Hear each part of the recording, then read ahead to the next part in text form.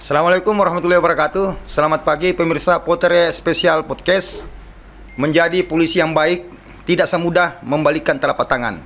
Banyak rintangan, banyak tantangan, banyak cobaan yang akan dihadapi. Terlebih lagi pada saat penegakan hukum, proses penegakan hukum di tengah-tengah masyarakat. Seperti apa keluh kesahnya, seperti apa tantangannya. Saat ini kita bersama PLT Kanit 1 Torjawali Samapta Polda Sulsel, Bapak AKP Aspada. Kita sapa beliau. Assalamualaikum, Pak. Waalaikumsalam warahmatullahi wabarakatuh. Apa kabar, Bapak? Alhamdulillah sehat. Menjadi polisi itu enak ya, Pak? Ada enaknya, ada tidak enaknya. Masya Allah. Masya Allah. Ya, kita cerita yang enak-enaknya dulu, Yang Pak. enaknya Seperti dulu, apa? Ya. siap. Jadi menjadi seorang polisi pada saat melakukan tugas membantu masyarakat dan berhasil melaksanakan tugas-tugas yang diberikan, itu adalah suatu kebanggaan. Apalagi mencegah terjadinya kejahatan. Itu merupakan suatu kemuliaan dan kebanggaan bagi kami personil patroli perintis presisi, khususnya yang bertugas setiap hari, pagi, siang, sore, dan malam, 1 kali 24 jam di jalan-jalan yang ada di Kota Makassar. Di Makassar sudah berapa tahun, Pak Aspada? Saya bertugas di Makassar kurang lebih 24 tahun. 24 tahun ya, Pak ya. Suka duka bertugas di Makassar itu seperti apa? Pertama kali bertugas di Makassar, saya dilantik menjadi seorang anggota Polri di tanggal 23 Desember 2000, Bintara tahun 2000, kemudian saya bertugas di Kabupaten Kepulauan Selayar.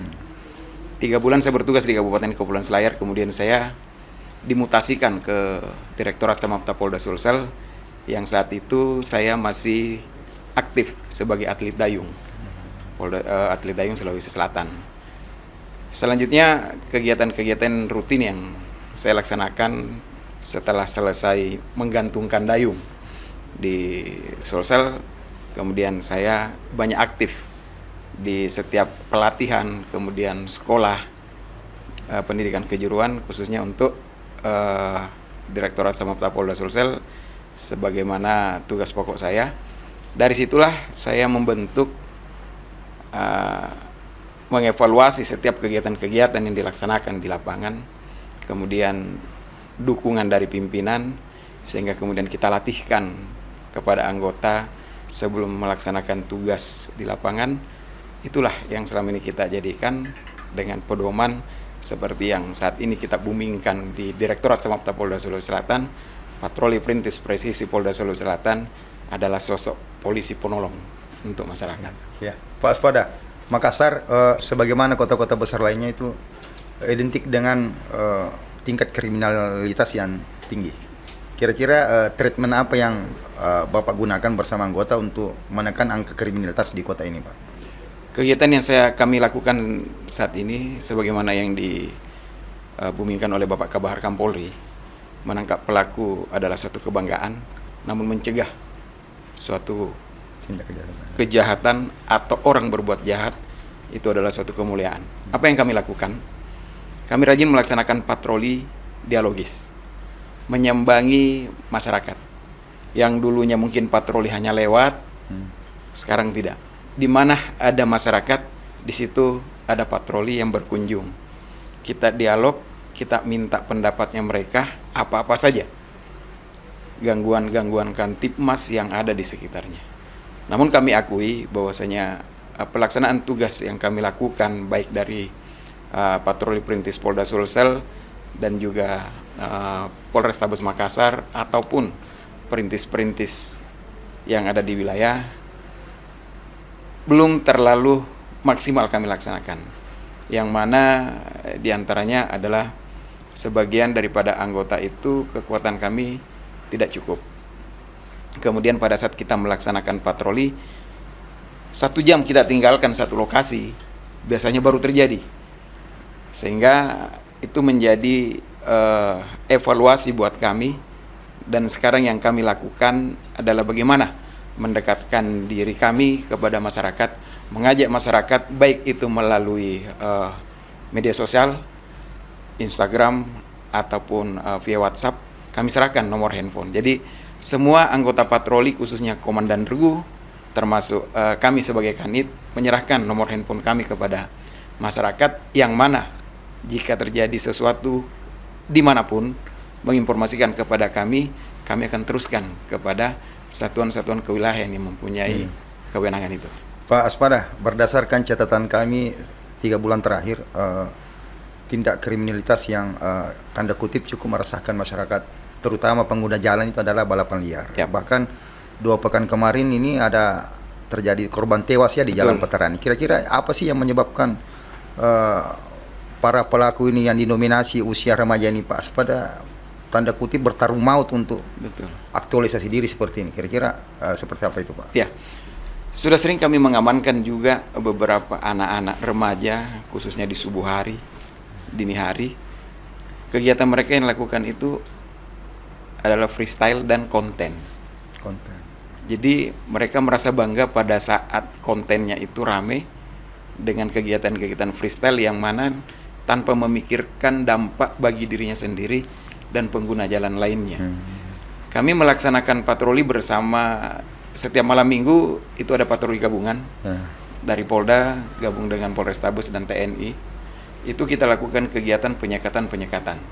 Untuk malam-malam, selain daripada malam minggu, kita tetap memposisikan personil setiap saat.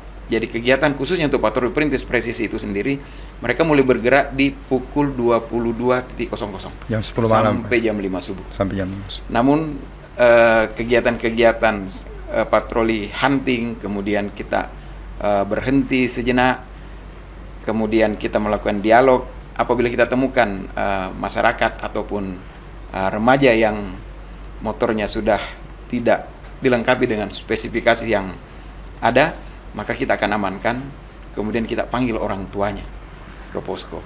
Kita berikan pemahaman bahwasanya apa yang Anda lakukan itu akan berdampak kepada pengguna jalan lainnya. Ini mampu memberi efek jerah atau bagaimana, Pak? Ada beberapa yang kami amankan, seperti kendaraan yang kami kami amankan, dan setiap saat mereka kami kontak. Dan malah ada beberapa orang yang sudah kami jadikan bantuan informasi apabila akan ada kegiatan balap liar ataupun kegiatan freestyle dimanapun dia temukan. Sudah ada yang beberapa orang yang membantu kami bahwasanya kegiatan ini ada di sini. Ya, Pak Aspada, selain balapan liar, keberadaan miras di Kota Makassar ini sudah saya sendiri yakin beranggapan bahwa ini menjadi sumber pemicu dari segala tindak kriminalitas yang ada di Kota Makassar. Kita tahan dulu, Pak. Kita akan bahas setelah pariwara berikut ini.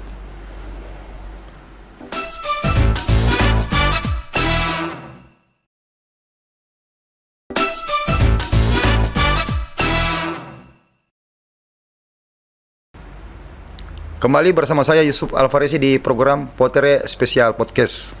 Pak Aspada, minuman keras kita yakini, saya juga pribadi hakul yakin bahwasanya ini menjadi sumber pemicu dari segala tindak kriminal yang ada, terutama yang dilakukan oleh saudara-saudara kita yang hidup di jenjang menengah ke bawah. Nah, di Makassar kenapa semakin sering dirazia, semakin banyak juga mirasnya ini, Pak Aspada? Ya, jadi sejak kami menjabat sebagai mulai dari Karubin Ops Samapta Polres Pelabuhan Makassar, kemudian kami dimutasikan ke Polda Sulsel, yang menjadi prioritas utama buat saya pribadi bersama anggota yang didukung oleh pimpinan Bapak Kapolda, Wakapolda dan Direktur Samapta Polda Sulawesi Selatan. Kemudian kami disekolahkan khusus untuk penanganan tindak pidana ringan namanya, kalau untuk di minuman beralkohol. Sepulang kami dari sekolah itu, kami melakukan berbagai pendekatan dulu. Setelah kita lakukan pendekatan ternyata itu tetap dilaksanakan, maka kita akan mengambil tindakan hukum. Jadi hukum ini terakhir. Beberapa tempat yang sudah pernah kami lakukan penegakan hukum yang sampai ke pengadilan adalah di sepanjang Jalan Nusantara, ada beberapa tempat. Kemudian toko-toko yang tidak memiliki surat izin penjualan minuman beralkohol, itu yang kami lakukan penindakan. Kemudian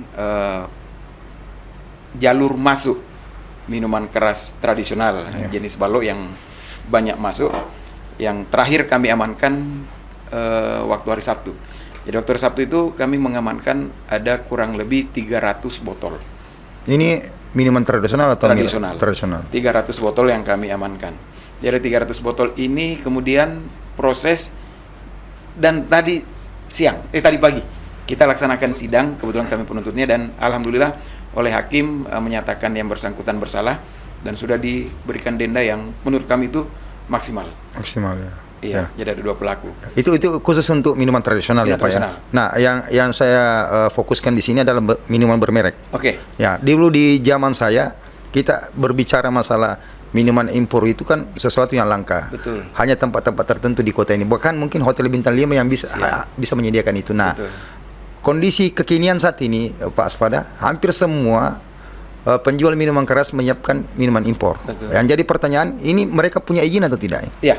Jadi beberapa tempat yang kami datangi yang kalau kita mengacu ke Perda Makassar tentang peredaran minuman beralkohol, itu hanya betul yang sampaikan hotel yang ada izin wisatanya. Kemudian setelah dia memiliki izin wisata, dia wajib mempunyai namanya surat izin pengeceran minuman beralkohol atau SKPLA, SKPLB, SKPLC, surat keterangan penjualan minuman langsung. Yang keluarkan ini pusat atau pemerintah kota? Dari pusat setelah mempelajari NIB-nya, namun pengawasan dan pengendaliannya ada di Pemerintah kota. pemerintah provinsi dan pemerintah kota. Iya, siap. Nantinya. Jadi beberapa tempat yang kami sudah lakukan penindakan itu sudah banyak, termasuk beberapa tempat pernah di Jalan Batu Putih, kemudian di Jalan Andi Pangeran Petarani, kemudian di Urip. Beberapa putus, semua kena denda. Dan saat ini ada barang bukti yang sudah siap kami musnahkan nanti, tinggal menunggu perintah pimpinan untuk dimusnahkan mungkin dalam waktu dekat. Ada kurang lebih 10.000 botol. 10.000 botol. Ini dari berbagai merek ya? Berbagai merek, golongan A, B, dan C. A, B, dan C. Siap. Nah, Pak Aspada, pada saat mereka diberikan denda, ada tidak efek jerahnya ke mereka? Minimal melengkapi izin-izinnya atau tidak menjual minimal yang secara standarisasi izin mereka tidak punya hak untuk menjual itu. Betul. Jadi ada beberapa orang atau beberapa toko yang memang berhenti total setelah kita amankan, seperti yang kami amankan di daerah Manggala, itu berhenti. Kami dialog, kami panggil ke tempat kami setelah ada di sidang putus, kami sampaikan bahwasanya apa yang Anda lakukan mungkin lebih baik, ada pekerjaan lain daripada Anda menjual minuman beralkohol yang dampaknya akan negatif bagi masyarakat, apalagi dikonsumsi oleh anak di bawah umur nantinya. Ya. Beliau berubah, beliau menangis. Anaknya, istrinya datang ke posko kami, berjanji, saya tidak akan menjual. Seminggu setelah kami ketemu, kami mendatangi tempat tersebut. Setelah kami sampai ke tempatnya, ternyata betul, yang bersangkutan sekarang menjual nasi kuning, Masya Allah. kopi. Sehingga suatu kebanggaan sendiri buat kami bahwasanya apa yang kami lakukan terhadap orang ini membawa perubahan yang sangat besar, sehingga pengaruh-pengaruh miras kepada masyarakat khususnya anak di bawah umur itu bisa kita tekan. Ya. Ada salah satu spot penjual miras di Kota Makassar. Ini menjadi ikon, menjadi trademark ya Kota Makassar, khusus bagi mereka yang senang dengan miras. Ini Batu Putih. Yap. Batu Putih Bapak pernah grebek? Pernah. Berani sekali Bapak grebek ya pada saat itu. Ya, jadi pada saat saya amankan itu sempat juga ada penyampaian kami sampaikan, saya sudah lama menjual minuman keras. Puluhan tahun ya Pak ya? Puluhan tahun. Ya. Kurang lebih 24 tahun. Kok baru sekarang saya di razia? Ya. Saya sampaikan, kami datang berdasarkan pengaduan masyarakat. 24 tahun saya dinas, baru kali ini saya tugas di tempat tindak pidana ringan. Ya. Kalau dari dulu 24 tahun yang lalu mungkin saya berdinas di tindak pidana ringan dan saya mempunyai kewenangan itu, maka 24 tahun yang lalu saya akan datang. Apa yang melatar belakangi Pak Aspada sehingga punya niat yang berani untuk menggerebek Batu Putih pada saat itu Pak? Pengaduan masyarakat yang masuk ke Instagram, kemudian kami baca di medsos.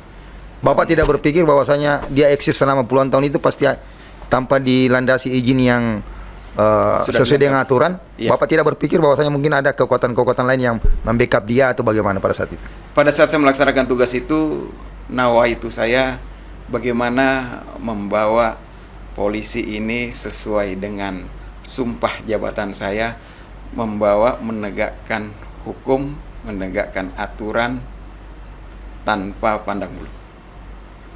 Pada saat saya mengamankan, ada beberapa yang menghubungi kami, namun kami sampaikan bahwasanya ini sudah pengaduan masyarakat. Pada saat di razia, Batu Putih ini dilengkapi dokumen izin yang komplit atau bagaimana, Pak? Pada saat kami datang, dia hanya memperlihatkan NIB. NIB. NIB. Iya, benar. Kemudian kami bawa di sidang, dan memang pada saat persidangan itu ada beberapa dari Pak Hakim yang menjadi acuan. Jadi selama itu dia hanya mengantongi NIB, Yap. beroperasi puluhan tahun, tidak pernah digerebek, tidak pernah dirazia. pernah digerebek. Masya Allah. Jago ya, Pak ya.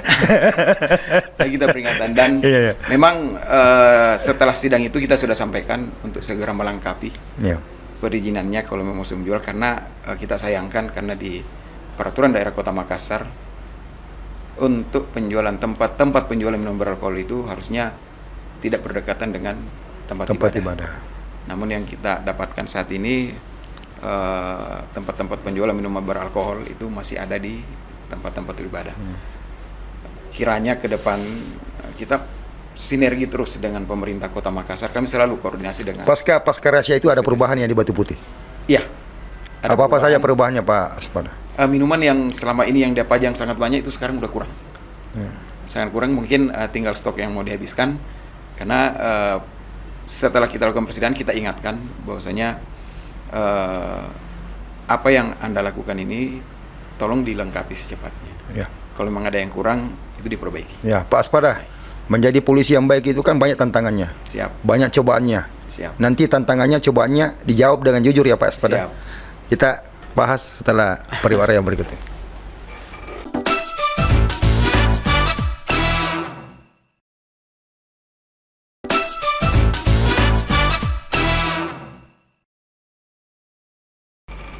Kembali bersama saya di program Potere Spesial Podcast. Pak Aspada, dijawab dengan jujur. Cobaan yang terberat yang Bapak hadapi selama menjadi polisi itu apa? Masyarakat, Masyarakat ya, Pak? perbedaan karakter. Dalam bentuk apanya, Pak? Pada saat saya tugas di Polres Pelabuhan Makassar, Iya, saya berada di tengah-tengah masyarakat, dua kelompok yang bertikai. iya. Anggota saya sudah terkena busur. Insya Allah. Kemudian kami melakukan beberapa tindakan tegas kepolisian. Kami mau mengamankan, tapi dihalangi oleh ibu-ibu. Iya. Dan kita harus betul-betul beradu argumen sehingga bisa keluar dari tempat tersebut. Karena yang saat itu sekitar pukul 3 subuh, yang ada di pikiran saya saat itu, bagaimana menyelamatkan anak buah saya yang kami hanya kurang lebih 8 orang, sedangkan pertikaian dua kelompok ini ada ratusan. Masya Allah. Iya. Dan pada saat itu, Alhamdulillah kami bisa terobos satu kubu.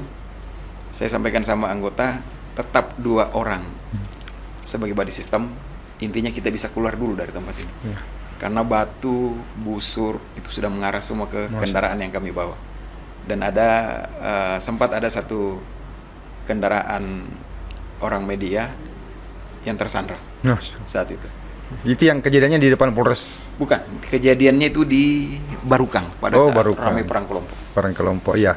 Pak Aspada, dalam hal melakukan pendidikan hukum, penegakan hukum, pernah tidak Pak Aspada diperhadapkan di dua sisi yang berbeda? Salah satunya Bapak ingin menegakkan hukum, di satu sisi Bapak diiming-imingi sesuatu yang berbau bersifat duniawi. Kira-kira pernah tidak diperhadapkan? Sering ya, Pak ya? Sering. Satu contoh saya yang paling berkesan dalam karir Bapak itu apa? Pada saat saya mengamankan minuman keras yang kurang lebih 2.000 botol pada saat saya di Kasat Sabara. Kasus Sabara. Cobaannya seperti apa, Pak? Dijelaskan ke pemirsa kami. Jadi saat itu saya di dalam ruangan, terus ada anggota saya 1 orang. Kami dibawakan uang 1 gopok. Uang 1 gopok. Siap. Bapak yakin itu uang? Yakin Terbungkus? karena terbuka. Terbuka ya, Pak ya? Oh, Masya Allah. Ini terang-terangan ya, Pak, terang-terangan. Minta tolong, Iya. ini ada bantuan. Tapi alhamdulillah saat itu saya sampaikan bahwasanya hukumannya nanti di persidangan itu nggak sampai segini. Tolong dikembalikan, jangan ajari saya untuk menerima uang yang bisa menjerumuskan saya nantinya. Bapak tidak berniat punya banyak uang, Pak? Berniat pengen, tapi alhamdulillah amanah dari almarhum bapak saya, karena kebetulan almarhum bapak saya dengan almarhum istri saya pada saat saya dipasangkan pangkat di Sukabumi, pada saat saya pelantikan perwira, pesannya jangan makan sebelum anggotamu makan. Istri saya berpesan jangan pernah menerima uang yang tidak jelas dari mana asalnya, kan akan digunakan oleh anak istri. Mulia sekali pemirsa NSD Makassar. Ini menjadi satu pelajaran yang penting, bahwasanya bagaimana mengubah citra kepolisian itu sendiri, ya dimulai dari internal kepolisian itu. Bagaimana dia melakukan tindakan persuasif, justice restore ya Pak ya, Siap, apabila restoratif justice ya, apabila itu diperlukan, dan menjamin 100% secara mentalitas mampu menghadapi godaan-godaan, cobaan-cobaan seperti yang dilakukan Pak Aspada. Pak Aspada, saya sangat tertarik dengan kemasan singkat penjelasan Anda, bagaimana Anda menolak itu apa dan sebagainya. Saat ini masih sering ditawari hal-hal seperti itu Pak? Masih ya Pak ya? Siap. Dalam hal tindakan penegakan hukum juga? Siap. Bapak tolak juga? Tolak. Masya Allah, kalau dikumpul itu Pak bisa bisa menjadi miliarder ya? Bisa, karena prinsip rezeki itu sudah digariskan oleh Allah Subhanahu Wa Taala, karena saya Muslim. Tidak akan berpindah itu rezeki kalau memang rezeki itu buat saya. Ya, singkat saja Pak Aspada. Ini Bapak bercita-cita dari polisi ini atas desakan orang tua atau memang inisiatif dari diri sendiri Pak? Saya bercita-cita pengen jadi polisi sejak kelas 2 SD. Jadi saya sekolah di Kabupaten Kepulauan Selayar. Kelas 2 SD itu saya sudah pengen jadi polisi karena termotivasi dengan Bapak. Kebetulan almarhum Bapak adalah seorang polisi yang dari pangkat tamtama sampai menjadi perwira. Saya termotivasi pada saat menggunakan pakaian dinas, kemudian bagaimana dia berbicara, bertutur kata dengan masyarakat yang tidak pernah melakukan tindakan-tindakan yang di luar daripada aturan. Kemudian, namun saya pengen jadi polisi setelah kelas 3 SMA itu dilarang sama bapak saya. Akhirnya saya kabur dari rumah. Kemudian saya mendaftar polisi karena butuh tanda tangan orang tua saat itu. Saya harus kembali ke Selayar. Setelah saya kembali ke Selayar, bapak saya dalam tempat tidur, ibu saya ngomong minta maaf dulu. Setelah saya minta maaf, alhamdulillah diberikan restu, dan saya sampaikan sama orang tua saya mohon maaf, tanpa restu kedua orang tua saya tidak akan bisa jadi polisi. Tanpa doa restu kedua orang tua saya dan istri setelah saya menikah, saya tidak akan bisa seperti ini.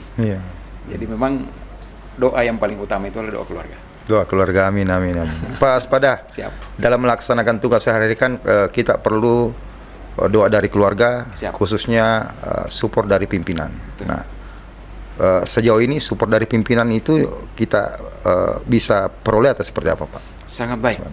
Direktur Samapta Polda Sulawesi Selatan, kemudian Bapak Wakapolda dan Pak Kapolda sangat mensupport kegiatan-kegiatan kami, khususnya dalam pencegahan kejahatan jalanan dan aksi premanisme.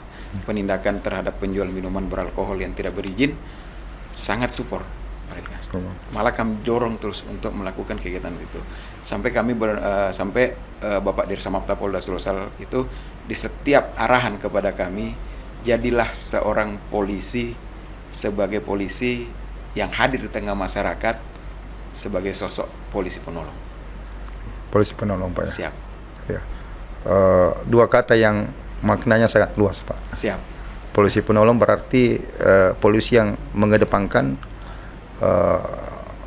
karakteristik polisi sebagai pelindung dan pengayom masyarakat. Siap. Jadi jika kita berbicara masalah pelindung dan pengayom masyarakat, itu hal-hal yang tidak terkait dengannya pasti kita jauhi. Nah, Pak. Betul. Pak Aspada, singkat saja bagaimana pesan Bapak untuk masyarakat, khususnya untuk lembaga kepolisian supaya tetap bersinergi dalam hal mewujudkan ketertiban dan keamanan dengan maksimal, khususnya di Kota Makassar. Seperti apa Pak? Ya, harapan saya kepada seluruh masyarakat khususnya di Sulawesi Selatan, Makassar pada khususnya, ayo kita sama-sama dekat dengan polisi, jangan pernah takut dengan polisi. bantu kami, jadilah polisi sendiri di tengah keluarga dan di tengah masyarakat. Kami selalu hadir dan selalu memberikan pelayanan maksimal kepada masyarakat kapanpun dan dimanapun kami laksanakan.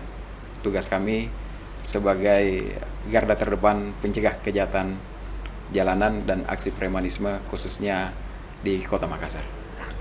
Terima kasih banyak Pak Aspada. Tidak terasa 30 menit diskusi kita, tidak terasa 30 menit perbincangan kita. Banyak hal positif yang kita bisa dapat dari perbincangan singkat ini, khususnya seperti apakah gambaran singkat polisi baik itu, seperti apakah polisi dalam melaksanakan tugas dan tanggung jawabnya betul-betul aku yakin menjalankan amanah, tidak terpengaruh dengan hal-hal yang bisa saja mencoreng marwah kepolisian itu sendiri. Pemirsa NIS TV Makassar, menjadi polisi yang baik itu seperti di opening tadi saya itu sangat sulit. Banyak hal yang kita bisa peroleh dari perbincangan singkat dengan Pak Aspada. Bahwasanya dalam hal menjalankan tugas seberat apapun, aku yakin niatnya untuk mewujudkan ketertiban dan keamanan, khususnya di Kota Makassar. Ya, saya tidak terlalu bermuluk-muluk, tapi kalau ada 10 polisi seperti Pak Aspada di Makassar, insya Allah yang namanya polisi sebagai pengayom dan pelindung masyarakat itu bisa terwujud. Kita butuh polisi, sosok polisi seperti beliau. Terima kasih. Assalamualaikum warahmatullahi wabarakatuh. Waalaikumsalam. Look at how.